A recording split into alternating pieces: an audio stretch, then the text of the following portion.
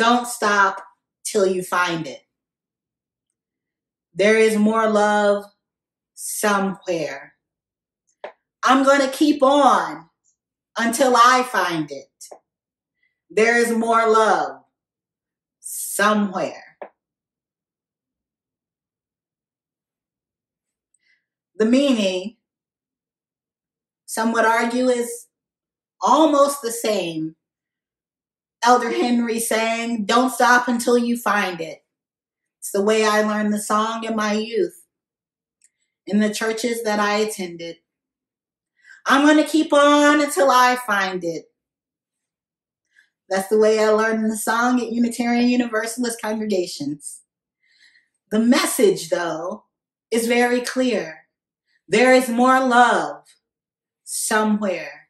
We must continue on until we find that love, because there is more love somewhere.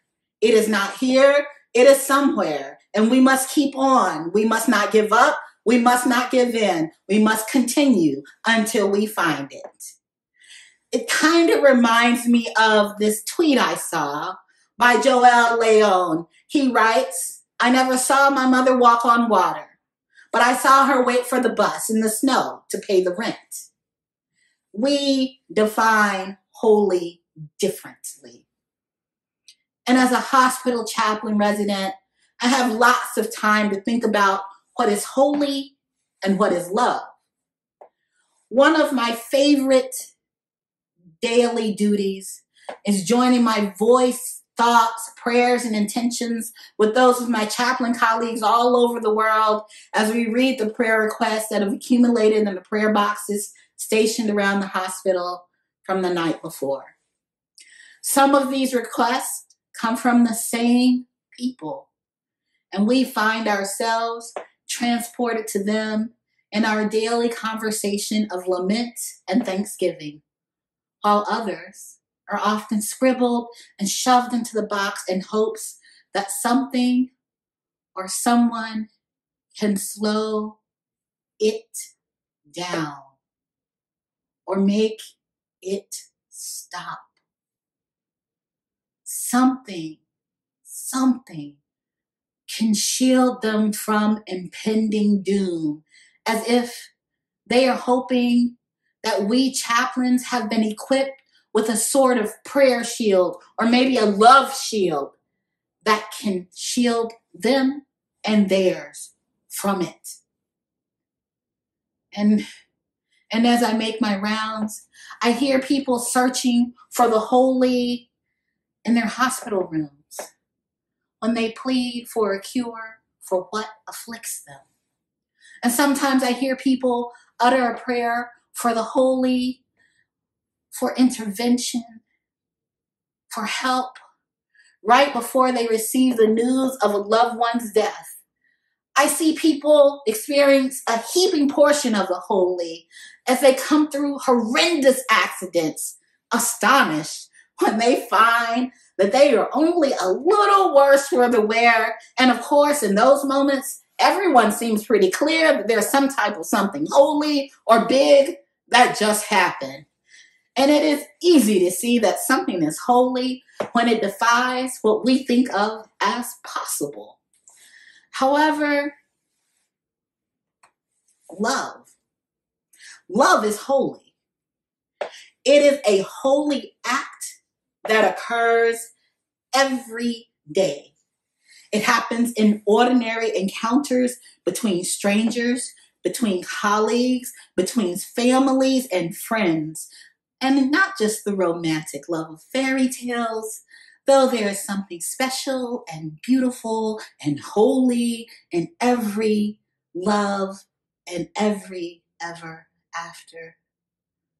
But I'm talking about the love that informs, that acts, that empowers, that invites. Love that encourages us to act for the betterment of the interdependent web of all. Love is an action, says the Reverend Ali Casey Bell, and he means it. Is it a perfect action?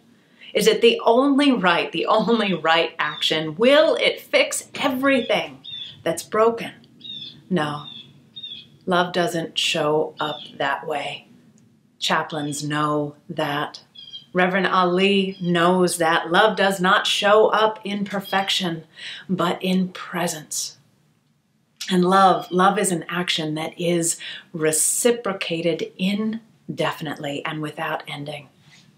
Because we are imperfect and mortal, but our love is forever. That great-great-grandmother who held me once, the one I don't remember, save for the light-soaked sepia photo, I feel the love from her arthritic hands on my back. Even now when I conjure that image, it is the same love that flows through my imperfect hands when I reach out with wonder and presence, without ending. Abraham Joshua Heschel, whose love, whose wonder, and whose presence, whose faith and history drew him to the work of the civil rights struggle with Reverend Dr. King.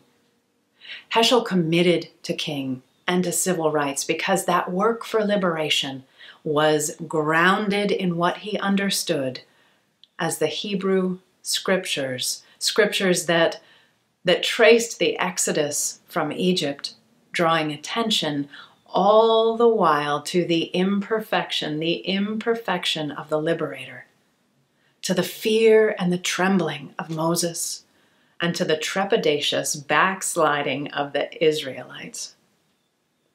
Heschel committed to the work of liberation, knowing that no step, no action, none was perfect, but that every action on the side of liberation, every act of presence was itself a prayer, a brush with the holy, and love incarnate. I draw closest to Heschel's theology when I remember his testimony about our ego. He laughs at the way we mere humans think that we are the ones seeking the holy, but all the while it is the holy that is seeking us, that is waiting for us, present to us, imperfect us, vow-breaking, mess-making us. And all we need to do is, thank you, Heschel, all we need to do is allow ourselves to be found. My colleague was found by a pumpkin. Found by a pumpkin at one of the most powerful protest marches I've ever been on. We were rounding the streets of Edgewood, New Jersey, days after an unlawful, unjust, injurious arrest of Black Lives Matter leaders. We'd been marching to re-hallow the streets, to assert that no one would turn those leaders round. And my colleague was stopped by a person who presented her with a pumpkin. This is miles into the walk, and there was at least a mile to go, and pumpkins, they're heavy. But this pumpkin said, Black Lives Matter, painted by a child's hand. It was the most improbable, imperfect gift. And that pumpkin was love overflowing. It was everything that you don't want to carry. But it was love's presence incarnate.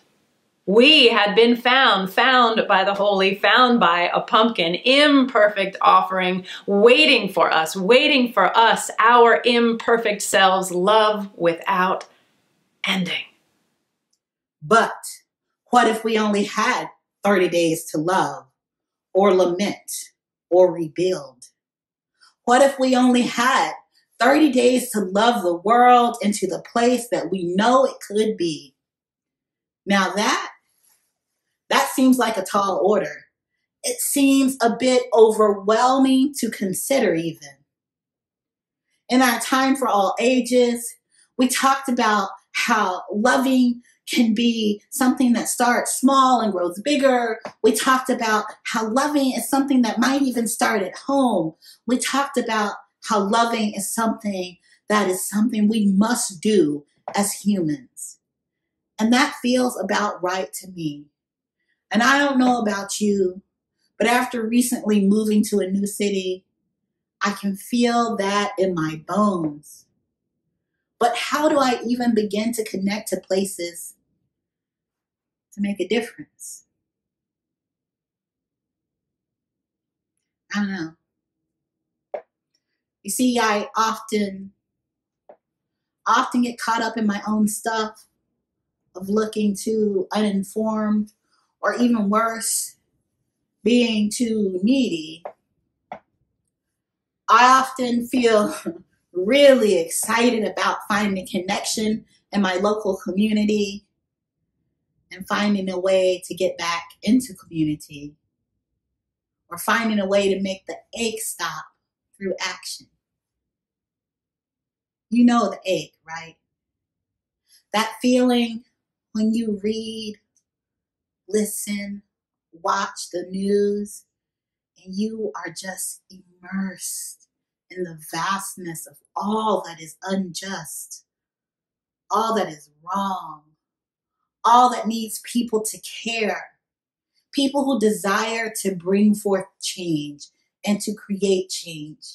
Yet there often seems to not be enough resources, people, not enough care, not enough love. That pernicious cynicism can creep in and act as an immobilizer to my very real desire to act. Does that happen to you?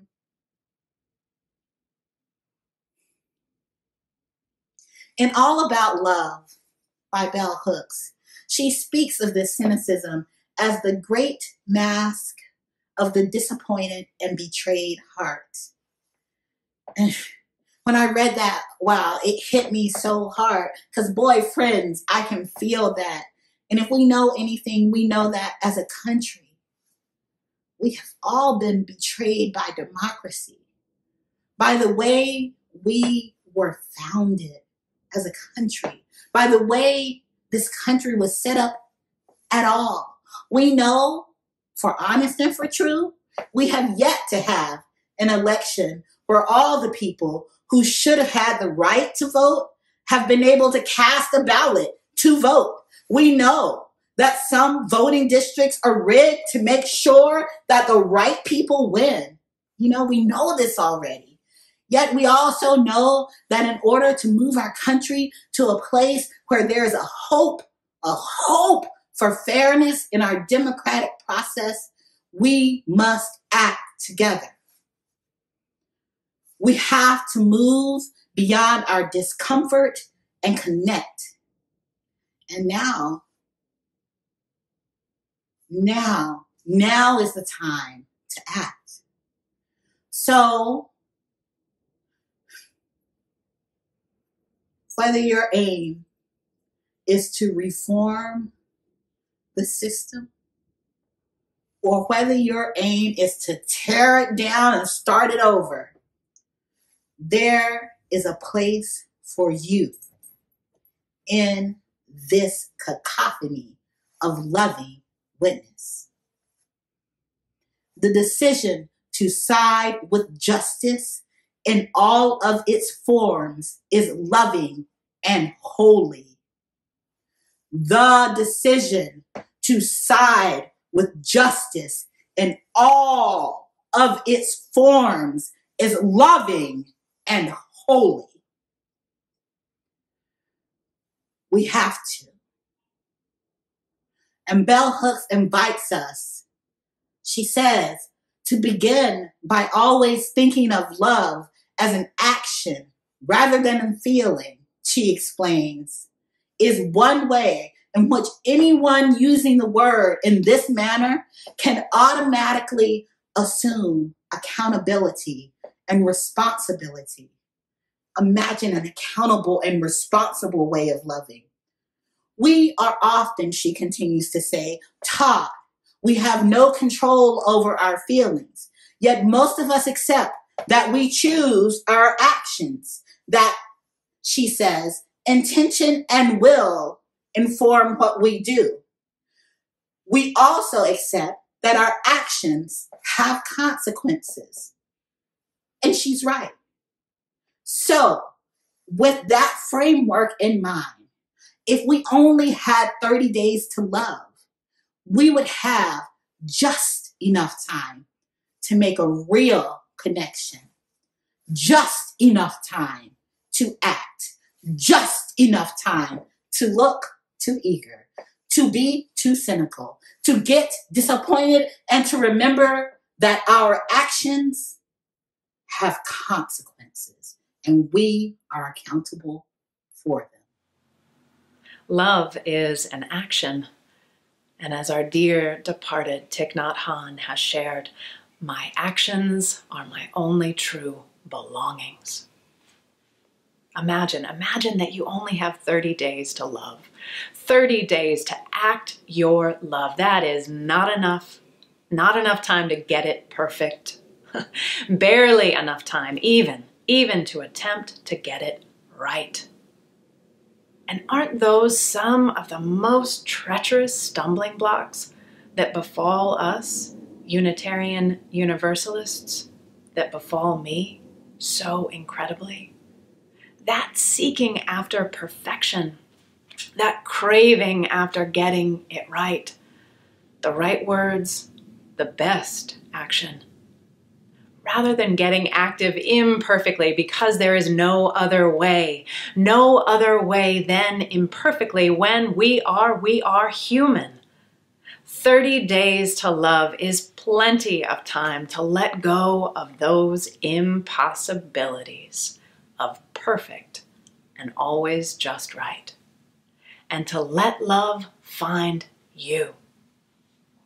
Plenty of time to be present to those who are aching, to scrawl your love on a pumpkin, to defend what you mean when you utter the prayer democracy.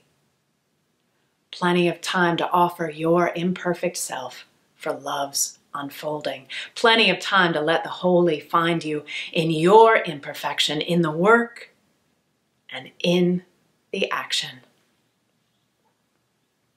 Amen.